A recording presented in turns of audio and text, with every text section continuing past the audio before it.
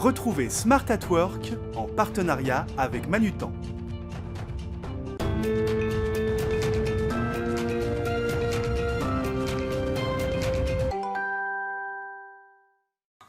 Bonjour à tous, bienvenue dans Smart at Work, votre émission bimensuelle autour du bien travailler sur Bismart. Et aujourd'hui, je vous propose de nous intéresser à la culture d'entreprise. D'abord, qu'est-ce que c'est concrètement? Comment est-ce qu'on l'instaure? Comment est-ce qu'on l'entretient?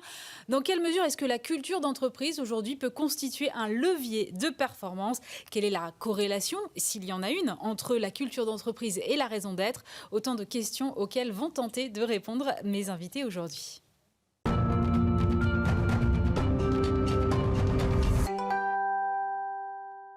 Et pour commencer cette émission, je suis en compagnie de Patrick Vigneault. Bonjour. Bonjour. Vous êtes le cofondateur de Bi-Harmonis, qui est un cabinet de conseil spécialisé justement dans la culture d'entreprise. Moi, j'aimerais bien d'abord qu'on définisse, parce que c'est vrai que tout le monde a entendu parler de la culture d'entreprise, mais qu'est-ce que c'est concrètement? Alors, la culture d'entreprise, c'est comment on fait les choses ici et pourquoi on les fait. C'est-à-dire que tout groupe d'humains a une culture d'entreprise. Tout groupe d'humains, et donc c'est le mode de fonctionnement de tout ce groupe d'humains, donc que ce soit une entreprise, une famille, une nation. Donc la culture d'entreprise, c'est d'abord pourquoi on fait les choses, ce qu'on appelle le why, ou la vision, d'accord. C'est aussi le where, on va où, c'est quoi notre ambition, c'est quoi notre stratégie. C'est le how, c'est-à-dire le comment on va faire. C'est quoi nos valeurs, comment on se comporte, comment on prend les décisions, qu'est-ce qui est acceptable, pas acceptable. Et puis c'est le what, qu'est-ce qu'on fait, qu'est-ce qu'on vend, comment on se différencie. Donc c'est un ensemble de choses, c'est tous les fondamentaux de l'entreprise qui vont permettre à chaque collaborateur d'être autonome, aligné et libre de pouvoir vraiment s'épanouir au maximum. Donc la culture, c'est tous les fondamentaux de l'entreprise. C'est ça qu'il faut bien comprendre. Est-ce que c'est quelque chose qu'on formalise? Parce que moi, ça me paraît assez abstrait. Je n'ai jamais vu écrit nulle part. Et est-ce qu'on peut poser en entretien, par exemple, si moi je suis candidat à une entreprise, c'est quoi la culture de votre entreprise aux recruteurs? On peut poser cette question? Alors allez-y à fond, je vous encourage à fond d'y aller. Pourquoi? Parce que d'abord, maintenant les gens le font, les jeunes le font surtout, mais aussi les managers. Ils veulent connaître les valeurs, la raison d'être, c'est quoi la vision, c'est quoi le style de management. Donc oui, posez ces questions et aux entreprises, oui, formalisez-le aujourd'hui. Donc commencez à avoir des culture codes, des manifestos, des leadership models. Donc on voit cette culture qui était une notion assez impalpable. Si on pose la question c'est quoi la culture, vous allez avoir autant de réponses que de personnes. À la fin, vraiment la culture, c'est comment on fait les choses chez nous, ici. Donc il y a une sorte d'unicité, il y a une singularité, il y a quelque chose de très différenciant dans chaque entreprise. Donc on va chercher dans la culture d'entreprise la singularité de l'entreprise. Et est-ce qu'il y a des bonnes, c'est un peu manichéen ce que je dis, mais est-ce qu'il y a des bonnes et des mauvaises cultures d'entreprise? Et est-ce qu'il y a des boîtes qui n'ont tout simplement pas de culture d'entreprise aujourd'hui? Alors, c'est une question passionnante. Non, il n'y a pas de bonne et de mauvaise culture d'entreprise. Chaque entreprise, comme tout groupe vivant, a une culture. Et puis, elle peut être extrêmement dure. Pour Netflix, c'est des boîtes qui ont une exigence folle. Et puis, vous pouvez prendre des entreprises comme Châteauforme, comme OVH, qui ont une culture beaucoup plus bienveillante. Mais il n'y a pas une bonne et une mauvaise. L'important, c'est que quand vous allez entrer dans cette entreprise en tant que manager ou en tant que collaborateur, de comprendre de voir s'il y a une compatibilité entre vous et cette culture d'entreprise. Et donc, il faut que l'entreprise soit droit dans ses bottes et ne recrute que des gens qui sont compatibles avec sa culture. Donc, il n'y a pas de bonne et de mauvaise culture d'entreprise. Et est-ce que c'est quelque chose qui se décrète un jour? On se réveille en tant que manager, en tant que patron, on dit tiens, la culture de mon entreprise, ça va être comme ça et pas autrement? Alors c'est une super bonne question là encore, parce que le dirigeant a un rôle absolument clé dans la culture d'entreprise. C'est lui qui va prendre les décisions, c'est lui qui va impulser, c'est celui qui va représenter, qui va être l'ambassadeur de l'entreprise. Donc vous avez des dirigeants qui sont très, qui vont imposer leur culture et toute l'entreprise va suivre. Et donc des entreprises qui sont organisées de manière un peu top-down. Et puis vous avez d'autres entreprises où au contraire ça va être la masse, ça va être le collectif, ça va venir, on va aller vraiment chercher la culture ADNique de l'entreprise. Donc en fait, là encore, chaque entreprise a sa culture, ça peut être descendant ou ça peut être aussi organique, ADNique et remonté, puis le dirigeant finalement va la gérer de manière un petit peu fine. J'ai lu pas mal de vos articles et à un moment vous avez comparé la culture d'entreprise à un système immunitaire. J'aimerais bien que vous m'expliquiez ça. Ah oui, alors, la crise, on est en plein dedans en fait. En plein dans la crise, votre culture, c'est vos racines et c'est votre système immunitaire. Donc, et on le voit, les entreprises qui ont une culture forte, quelque part, la crise va générer une sorte d'activité, une sorte de cohésion. Tout le monde va essayer de trouver des solutions. Donc, finalement, votre culture va générer des anticorps qui vont protéger votre entreprise. Et puis, on voit bien dans les entreprises qui ont au contraire une culture un petit peu faible ou plein de culture où le truc n'a pas été travaillé. Là, dans cette période, les collaborateurs ont beaucoup plus de mal à s'investir, à s'engager.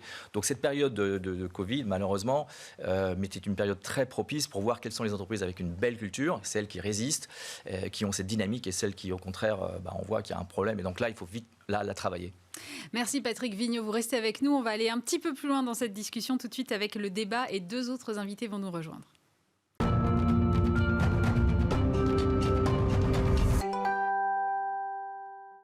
Et pour poursuivre le débat, nous sommes maintenant en compagnie de Laetitia Bonnefoy, DRH du Bon Coin, et de Pierre-Olivier Brial, directeur général délégué de Manutan. Bonjour à tous les deux. Bonjour. Et toujours en plateau, Patrick Vigneault, cofondateur du cabinet Bi-Harmoniste. On parlait de système immunitaire en comparaison avec la culture d'entreprise. C'est quelque chose que vous partagez comme point de comparaison. Ça vous convient, Pierre-Olivier Brial ? Alors ça me convient vraiment parce que moi je dis toujours que pendant cette crise, nous chez Manutan, on a vraiment vu la culture en action. C'est-à-dire que la culture c'est un peu invisible comme le système immunitaire, mais c'est quand on a une agression, comme ça a été effectivement en mars-avril, quelque chose de très violent. Je trouve que là notre culture s'est mis vraiment en place avec un fort engagement des collaborateurs, un équilibre entre tout le monde qui s'unit dans une direction mais en laissant de l'autonomie. Donc oui, ça me va très bien. Et Laetitia Bonnefoy, vous aussi vous partagez cette comparaison, ça vous va ? Mais oui, effectivement, parce qu'on a pu se rendre compte durant cette période-là, plus particulièrement, que c'était l'occasion pour nous de renforcer nos valeurs et s'asseoir dessus et capitaliser dessus. Et on a pu se rendre compte en voyant le comportement immédiat des collaborateurs qui s'est adapté à la situation, où d'eux-mêmes, ils ont souhaité organiser des éléments collaboratifs et des éléments de communication et les proposer à la direction pour pouvoir les mettre en œuvre, sans que l'on ait besoin de trop appuyer dessus, puisqu'ils en avaient besoin et c'était spontané. Donc ils se sont adaptés immédiatement au changement et c'est là qu'on a pu tester nos valeurs en place dans un contexte comme celui-là qui réclame de l'adaptation. Donc c'était vraiment le cas pour le coup. Patrick Vigneault, moi je comprends bien à vous écouter que c'est un élément clé pour l'entreprise, la culture d'entreprise, mais au départ, comment est-ce qu'on l'instaure ? Comment on l'instaure ? 3 étapes. La première, il faut la définir, l'expliciter, mettre des mots dessus, comme Manutan ou Le Bon Coin l'ont fait, c'est-à-dire vraiment travailler sur ses valeurs, sur sa raison d'être, son ambition, sa vision. Voilà, donc il y a un côté vraiment mettre des mots et pas des mots qui sont toujours les mêmes, quoi. C'est-à-dire si vous mettez excellence, esprit d'équipe, innovation, toutes les entreprises ont les mêmes. Donc il y a une certaine authenticité à aller chercher. Donc il faut un peu creuser, il y a un peu d'introspection à faire au niveau collectif. La deuxième étape, c'est vraiment la faire vivre concrètement. C'est-à-dire ça veut dire quoi dans les process, ça veut dire quoi dans le recrutement, dans la communication. Et c'est à 360 degrés. C'est pas du tout que RH, c'est pas du tout que attractivité client. C'est vraiment vis-à-vis des fournisseurs, vis-à-vis des actionnaires. Comment choisir ses actionnaires lorsqu'on a le choix d'avoir plusieurs actionnaires ? Regardez la compatibilité culturelle. Et puis après, il faut la faire vivre dans le temps parce que y a un changement de stratégie, il y a un nouvel actionnaire, il y a un nouveau dirigeant, il y a une acquisition, donc ça va créer des risques de choc de culture. Et donc voilà. Donc c'est un travail long, mais l'important, c'est de prendre conscience, cette prise de conscience que la culture, vous pouvez la manager, vous pouvez l'anticiper, et donc c'est un levier très très important. Donc il faut mettre des mots, la vivre concrètement vraiment, et être exemplaire en tant que dirigeant, parce que si vous n'êtes pas exemplaire, tout s'écroule, et ça s'écroule d'un coup, et puis il faut la faire vivre dans le temps, parce que c'est quelque chose qui doit vivre. Pierre-Olivier Brial, vous l'avez défini et inscrite quelque part, votre culture d'entreprise, vous avez mis des mots dessus, vous avez écrit, je sais pas, un manifeste, un truc ? Alors oui, nous on l'a écrit il y a 8 ans. Donc c'est Entreprendre pour un monde meilleur. Donc on y a mis un chapeau, une phrase centrale, avec notamment 2 valeurs cardinales qui sont la sincérité, la relation et la transparence. Mais en fait, après, on est allé plus loin, on ne voulait pas de mots. C'est-à-dire qu'en fait, on a considéré que chaque valeur est la bonne. Donc, vous pouvez venir avec respect, intégrité, courage. Donc, on a écrit des phrases. On a écrit 6 phrases qui sont des comportements. Et ces 6 phrases, on les a déclinées ensuite en disant qu'est-ce que ça veut dire pour la direction, qu'est-ce que ça veut dire pour un manager, est-ce que ça veut dire pour tout collaborateur, quasiment en termes de droits et de devoirs. Et après, aujourd'hui, dès qu'on a à définir quelque chose, par exemple la politique de rémunération, la politique de recrutement, le rôle du manager, on part toujours de ces 6 phrases. Donc c'est vraiment notre guide depuis 8 ans. Et ensuite, ce qui est très important, c'est qu'on la mesure, la culture. Donc nous, on s'est dit, mais entreprendre pour un monde meilleur, comment le mesurer ? Et aujourd'hui, on pilote l'entreprise autour de 5 indicateurs. Donc on a chiffre d'affaires, résultat. Mais ensuite, on a ce qu'on appelle les 3 With Love, parce que c'est notre signature chez Manutan, c'est All in With Love. Donc le With Love client, on utilise le Net Promoter Score, fournisseur et employé. Et en fait, c'est la progression de ces 5 indicateurs qui traduit aujourd'hui l'avancée qu'on fait dans notre mission. Laetitia Bonnefoy, comment est-ce que vous animez, vous, cette culture d'entreprise au sein du Bon Coin? Surtout que la question de l'intégration de nouvelles entreprises qui était soulignée par Patrick Vigneault, elle doit résonner chez vous parce que vous avez fait pas mal d'acquisitions. Donc comment est-ce qu'ensuite vous étendez cette culture à vos acquisitions? C'est assez proche que ce que vous avez pu expliciter du côté de chez Manutan. Il faut avant tout être super cohérent et pour être honnête, on s'appuie énormément sur nos valeurs d'entreprise. Et lorsque on intègre de nouvelles sociétés, on commence. En général, d'ailleurs, les sociétés qui nous rejoignent sont plutôt pas très éloignées, voire assez connectées de ce que l'on est, même en termes de valeurs. Donc, c'est pas pour rien qu'elles nous rejoignent. Et rapidement, en fait, on cherche des connexions entre ces valeurs pour pouvoir apporter des passerelles et progressivement faire en sorte que les équipes se sentent embarquées. Et ça, c'est plutôt essentiel. Mais une fois qu'on a créé ces connexions, il est surtout super important de les rendre concrètes derrière par des éléments majeurs, en fait. Et on ne les écrit pas sur les murs, on ne les écrit pas partout, effectivement, à l'intérieur de l'entreprise, ni sur des petits folios, dans les parcours d'intégration. On essaie surtout de les présenter à l'intérieur de parcours et d'échanges pour les expliciter, pour essayer de donner des comportements attendus ou des façons de fonctionner ou des méthodes de management, tout simplement, ou encore même à travers nos principes de recrutement où on fait en sorte de l'évaluer dans les collaborateurs qui nous rejoignent à chaque fois pour sentir si ces collaborateurs vont adhérer à ce que l'on est, si ça va pouvoir matcher ou pas. C'est une vraie histoire de matching par rapport à tout cela. Et même avec les sociétés qui nous rejoignent pour pouvoir intégrer les collaborateurs. Et puis, si sur ces valeurs, il y a quelques différences, progressivement, les collaborateurs arrivent facilement à les comprendre parce qu'on les embarque dans des événements collectifs dans lesquels on essaye de leur expliciter comment tout cela fonctionne. Après, comment le rendre concret? C'est aussi à travers des choses très très simples, c'est-à-dire que aujourd'hui dans nos parcours d'intégration, même avec les sociétés qui nous rejoignent, on a le DG qui rencontre par petits collectifs des collaborateurs pour pouvoir avoir une conversation en plus petites équipes et pouvoir mieux se connaître, mieux se comprendre, mieux expliquer qui nous sommes, nos histoires et nos histoires croisées aussi, parce que c'est important de le rappeler. Et puis, avant tout, de l'expliciter par des moyens très clairs sur notre manière de fonctionner qui est assez centrée sur, c'est vrai, la proximité et le pragmatisme en ce moment pour aller à l'essentiel pour être efficace. Donc, il faut le faire vivre par rapport à cela. Et on essaye d'organiser aussi très régulièrement, alors précédemment c'était plus facile, mais des éléments collectifs, même à plus de 1400, pour pouvoir échanger sur ces éléments-là et vivre des choses ensemble, qu'elles soient ludiques ou professionnelles, pour pouvoir connecter les collaborateurs par tous les moyens. Voilà. Alors, Laetitia, elle soulève un point, effectivement, qui me semble important, c'est-à-dire qu'effectivement, une bonne culture d'entreprise, on imagine un grand collectif, on imagine effectivement des événements collectifs. Aujourd'hui, on peut plus vraiment faire ça. Comment est-ce que vous continuez, vous, chez Manutan, par exemple, d'alimenter cette culture à distance? Alors, sur les éléments collectifs, donc avant le confinement, nous, il y a vraiment quelque chose qui nous a permis d'implémenter la culture, c'est que dans toutes les filiales, tous les mois, tous les collaborateurs sont réunis. Ouais. Alors ça paraît rien, mais par exemple, nous au siège, donc la direction générale du groupe, on réunit les 650 collaborateurs, et ça a complètement transformé la culture. Parce qu'en fait, ça permet, dans la continuité, de faire passer un certain nombre de messages. Et vous leur dites quoi tous les mois à vos 650 collaborateurs? On revoit les indicateurs, donc les 5 indicateurs, et puis souvent on a un sujet ou 2 sujets qu'on prend, et ça permet en fait de faire passer énormément de choses de la culture.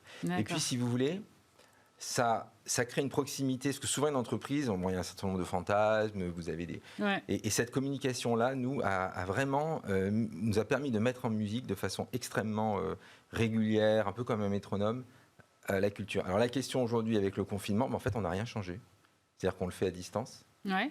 Et de la même façon, on a ritualisé chez Manutan donc le lancement de la journée pour le manager, la semaine, le mois, etc. Donc qui font vraiment des parties intégrantes de la culture. C'est très très important chez nous, comment on démarre la journée, etc. Et encore une fois, ça s'est appuyé sur nos 6 phrases. Donc en fait, on l'a vraiment maintenu à distance. Alors après, ce qu'il faut, c'est essayer de mettre un peu de variété, de changement, des questions, etc. Parce que sinon, c'est vrai que ça devient à distance un peu plus. Mais au final, on a conservé les mêmes rituels. À entendre Pierre-Olivier Brial parler des 6 phrases, moi ça me fait énormément penser à tout ce qui tourne autour de la raison d'être, dont on parle beaucoup. Patrick Vigneault, est-ce qu'il y a une différence entre la culture d'entreprise et la raison d'être? Est-ce que la raison d'être, finalement, ça n'est pas que la formalisation de la culture d'entreprise?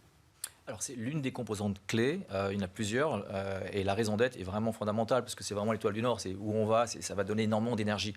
Mais le comment on fait, on va dans cette direction, mais comment, c'est les valeurs, d'accord? Mais c'est aussi le mode d'organisation, c'est aussi le style de leadership. Et puis vous avez entre les deux, vous avez la vision, c'est-à-dire, ok, mais il y a l'ensemble des parties prenantes, qu'on va formaliser sous une forme d'ambition, c'est plus concrète, hein, parce que la raison d'être, c'est quand même un peu perché, on va dire, ça va très loin, c'est un impact, d'où le lien avec la RSE d'ailleurs, hein, donc on va rechercher des notions d'impact. Donc après, il y a l'ambition, il y a ce qui se décompose en stratégie. Et puis à la fin, n'oublions pas le business. On fait quoi? Comment on se différencie? Il faut pas oublier qu'on a un métier, on a des savoir-faire. Et ça fait partie de la culture d'entreprise. Ça fait partie du fondamental. Et donc, pour nous, on a un why, un how, un where, un what. Et on va décomposer tout ça. Et donc, mais les deux pièces maîtresses, vous avez raison, c'est la raison d'être, c'est les valeurs. De cela va tout décliner. Mais la culture d'entreprise, c'est une notion beaucoup plus vaste. Oui, ce qui est important, donc nous, notre mission, qui est entreprendre pour un monde meilleur, on s'est posé après la question de dire comment on atteint cet objectif en tant que commerçant. C'est-à-dire comment le métier permet de faire ça. Et c'est pour ça que nous, on a dit finalement, le commerçant, c'est quoi? C'est quelqu'un qui met en relation. Et donc, c'est le travail sur la qualité de la relation, avec sa sincérité, sa responsabilité, qu'on va atteindre ça. Et moi, je pense que c'est important, parce que deux entreprises peuvent avoir la même mission, mais la façon de la traduire doit s'inscrire dans le métier. Et quand on fait ça, en fait, on dépasse la question de business, mission, etc., puisqu'en fait, on aligne l'ensemble. Donc nous, on fait de la distribution, donc c'est bien au travers de notre quotidien, de notre métier de distributeur, qu'on va entreprendre pour un monde meilleur. Et du coup, quand on a écrit ça, qu'est-ce que ça veut dire en termes d'offres? Qu'est-ce que ça veut dire en termes de façon de parler aux clients? Qu'est-ce que ça veut dire en termes de supports digitaux, etc. Et c'est bien cette fusion, enfin cette hybridation totale qui fait qu'on dépasse chaque fois le sujet de dire « Ah oui, mais j'ai une mission, mais j'ai un business, etc. » Pour moi, ça, c'est fondamental. Laetitia Bonnefoy, moi, je voulais m'adresser à la DRH que vous êtes. D'abord, est-ce que c'est quelque chose que vous mettez sur la table tout de suite quand vous recrutez un nouveau collaborateur, le sujet de la culture d'entreprise, d'être sûr que ça matche entre vous? Et puis, ensuite, est-ce que vous considérez aujourd'hui que l'attractivité des talents passe aussi par cette culture d'entreprise? Elle passe par la culture d'entreprise, oui c'est vrai, c'est essentiel, mais aussi par la raison d'être que vous venez d'expliquer juste avant, puisque les collaborateurs qui nous rejoignent, on l'a évoqué juste avant, ils vont choisir les valeurs de l'entreprise, mais pas seulement, aussi cette raison d'être qui est essentielle pour donner du sens à leur mission au quotidien pour pouvoir délivrer et voir vers quoi ils vont, tout simplement, avoir une vraie vision par rapport à ça. Dans notre sens, c'est de donner à chacun le pouvoir de vivre mieux au quotidien pour chacun des Français, et chacun des collaborateurs du Bon Coin à son niveau vis-à-vis de son propre métier l'applique et va faire en sorte qu'il répond à cet enjeu-là pour nos utilisateurs au quotidien. Et dès lors qu'il est énoncé dès le début, effectivement, en matière d'entretien et qu'on vérifie l'adhésion avec les valeurs, on a possibilité d'embarquer plus facilement les collaborateurs ensuite une fois qu'ils nous rejoignent. Et cette adhésion, on la vérifie encore même après, dès lors qu'ils nous rejoignent, et même là à distance encore, on a maintenu tout ça, et à la fois le recrutement et l'intégration des collaborateurs, où nous faisons des entretiens et de présentations vidéo où on leur rappelle, on leur réexplique effectivement ce qu'est notre culture, ce que sont ces valeurs et ce qu'est tout simplement ce sens au quotidien de notre mission, pour qu'ils puissent continuer finalement à l'habiter et comprendre comment faire leur job au quotidien et y répondre régulièrement. Et on essaye surtout de leur donner des exemples extrêmement concrets par rapport à leur propre métier pour qu'ils puissent se rendre compte de cela. Et ça, ce rôle-là, de rendre concret notre mission, nos valeurs et effectivement notre engagement au quotidien, se fait énormément par le management de proximité qui a ce rôle en permanence de rappeler, de donner des exemples extrêmement concrets. Voilà. Et ça, on le mesure autant que possible à travers notamment des surveys pour être sûr que les collaborateurs le comprennent et n'ont pas de difficulté à s'adapter à cela, fort heureusement. Sinon, on les accompagne et on fait en sorte que ce soit clair pour eux.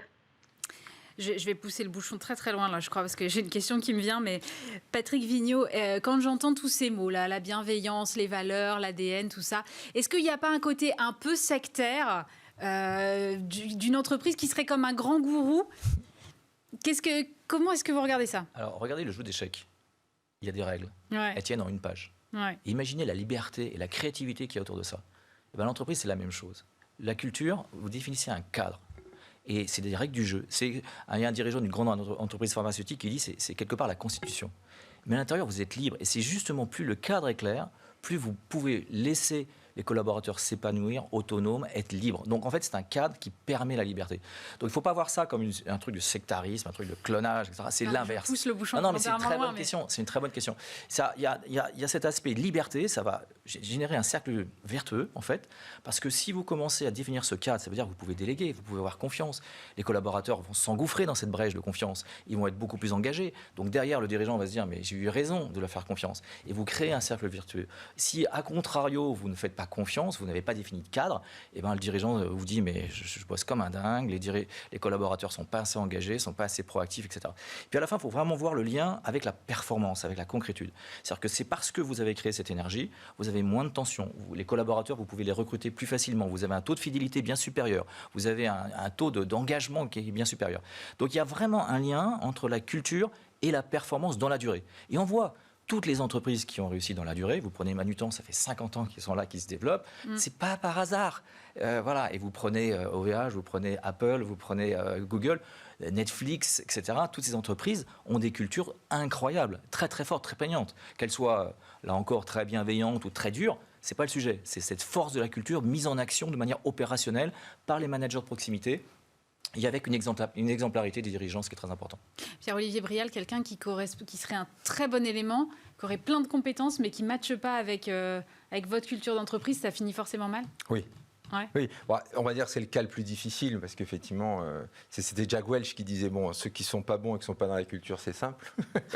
Ceux qui sont dans la culture, qui ont des problèmes, on les aide, etc. Ouais. Il y a les très bons dans la culture, c'est très simple.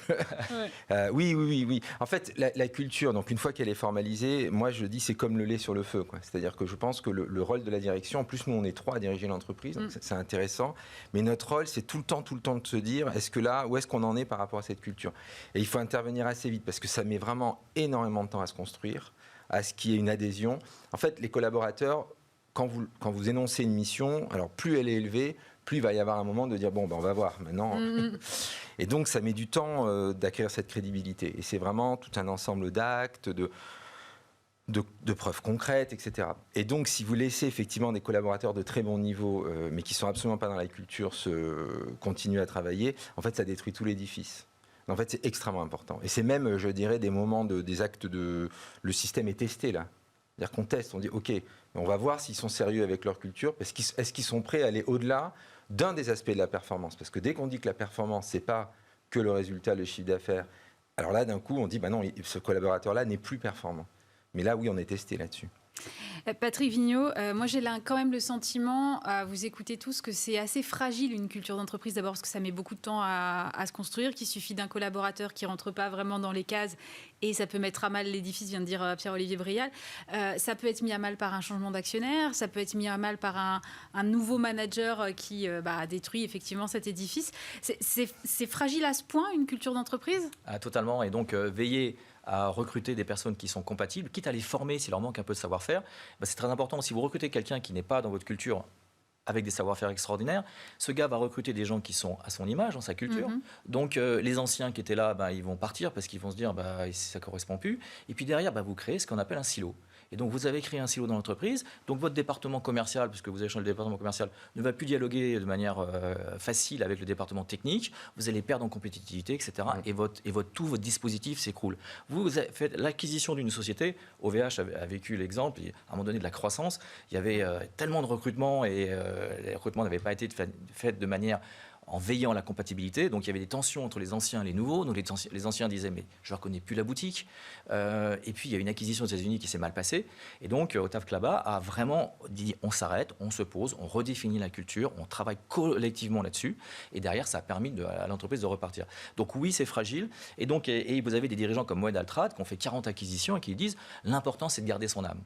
Donc, c'est cette capacité de grandir en gardant son âme, malgré les changements de stratégie, malgré, etc. Et puis, quelquefois, il faut évoluer. Il faut évoluer avec le digital, il faut évoluer avec des nouveaux marchés, il faut évoluer parce qu'un actionnaire vous demande un changement de stratégie. Et aujourd'hui, vous avez des grands investisseurs institutionnels comme BlackRock, comme State Street qui disent nous voulons, en tant qu'actionnaires qui gèrent des centaines, des milliards de milliards, qui disent, nous, on veut avoir une vision claire de l'adéquation entre votre stratégie et votre culture. Est-ce que vous êtes capable, en termes de culture, de pouvoir suivre? Et donc, ça devient vraiment aujourd'hui un outil très, très important. Et vous avez, au niveau du conseil d'administration, même au niveau des actionnaires, vous avez une dynamique complètement nouvelle qui est en train de se créer. Regardez le succès des fonds ESG et ISR en période de crise, là. Ils sont surperformants par rapport aux fonds classiques. Largement même. Vous avez largement, et vous avez un flot d'argent qui est en train de se déverser vers les fonds ISR. Et donc demain, tous ces actionnaires vont devoir dire aux dirigeants d'entreprise, qu'est-ce que vous faites en termes de RSE, c'est quoi votre culture, etc. Donc oui, il faut y veiller, parce qu'on peut vite la perdre. Et puis non, sinon, vous avez un ensemble de cultures, vous avez cette entreprise qui devient plus lourde. Qui manque de cohérence. Voilà, la cohérence. Ouais. C'est ce que vous disiez tout à l'heure, c'est l'alignement. Si vous n'avez pas de culture, vous n'avez pas de capacité, l'autonomie, à aligner les équipes, et donc vous perdez en performance extrêmement rapidement. Laetitia Bonnefoy, on a beaucoup parlé de la culture d'entreprise, du point de vue de l'entreprise, mais du point de vue du collaborateur, c'est aussi un facteur d'épanouissement personnel pour lui. Oui, et c'est un vrai win-win finalement. La culture, déjà, lorsqu'on recrute le collaborateur, on doit s'assurer qu'il adhère et qu'il est d'accord avec ça pour pouvoir rejoindre l'entreprise à la fois sur la mission et sur les valeurs. Et derrière, parce qu'il va vouloir construire et capitaliser sur son propre développement en lien avec cette façon de fonctionner de l'entreprise, et cette manière d'être, cette manière de vivre au quotidien et de piloter finalement l'activité. Et une fois qu'on adhère à tout cela, l'entreprise se développe ultra vite et fait énormément d'acquisitions, et ce qui lui permet derrière de pouvoir évoluer assez rapidement et d'avoir en conséquence une évolution peut-être plus rapide qu'il n'aurait pas eu dans un autre type de contexte, parce que c'est un ensemble qui fonctionne et qui va très vite conjuguer en plus avec les formats d'agilité comme l'ont de plus en plus aussi les sociétés du digital aujourd'hui. Donc ils permettent d'avancer vite, de grandir vite et à tous âges finalement, puisqu'on a des collaborateurs qui sont plutôt jeunes et des plus âgés par ailleurs. Donc c'est vraiment un format win-win dans les deux sens pour pouvoir avancer dans le bon sens finalement. Pierre-Olivier Brial, vous considérez vraiment que c'est un levier de performance aujourd'hui, la culture d'entreprise ? En fait, moi, je pense que ça va au-delà du levier de performance. Non, mais ça répond à une question, pour moi, de dire à quoi on sert. Mais là, on va sur le terrain de l'éthique aussi, après. Ouais. Non, mais je pense qu'en réalité, la culture, ça va au-delà de la performance. C'est-à-dire, parce que, soyons honnêtes, il y a des entreprises qui ont des mauvaises cultures qui sont très performantes. Moi, je pense qu'il ne faut pas totalement lier, tout existe, quoi. Ouais. Ça dépend ce qu'on appelle la performance, déjà. Donc, si c'est purement la performance économique, non, la question, elle est de dire, à quoi sert l'entreprise ? Pourquoi elle est là, quel est son objectif, quel projet elle propose. Et effectivement, la performance financière est absolument indispensable. C'est un peu comme l'air, quoi. C'est-à-dire, si je vous dis quel est votre outil dans la vie, vous n'allez pas me dire c'est respirer.